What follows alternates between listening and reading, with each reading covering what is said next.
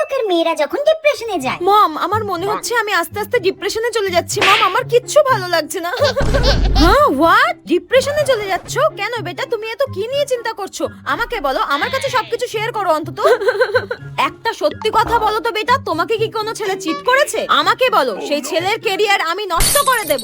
না মম, ওরকম কিছুই না, আমি কোনো রিলেশনে নেই মম। আমি থাকা সত্ত্বেও তুমি ডিপ্রেশনে চলে যাচ্ছ? তোমার ড্যাড এটা জানলে তো আমার সঙ্গে ভীষণ অশান্তি করবে। আমি তো জানি মম, ড্যাড এটা জানলে তোমার সঙ্গে ভীষণ অশান্তি করবে, কারণ আমি তো পাপাকে পারি। ঠিক আছে বেটা, তুমি কোনো চিন্তা করো না, আমি তোমার এক্ষুনি ফ্লাইটের টিকিট বুক করে দিচ্ছি। তুমি তোমার ফ্রেন্ডদের নিয়ে বাইরে দিয়ে কোথাও ঘুরে এসো। তোমার ফ্রেন্ডসদের টিকিটও আমি বুক করব। হ্যাঁ, সত্যি বলছো মম? আমরা বন্ধুরা মিলে বাইরে কোথাও ঘুরতে যাব আর সমস্ত টিকিট তুমি কেটে দেবে? আমি তো এটাই চেয়েছিলাম। আমার যে কি মজা হচ্ছে, ফ্লাইট ধরে সোজা দেশের বাইরে। ওকে বেটা, বাই বাই।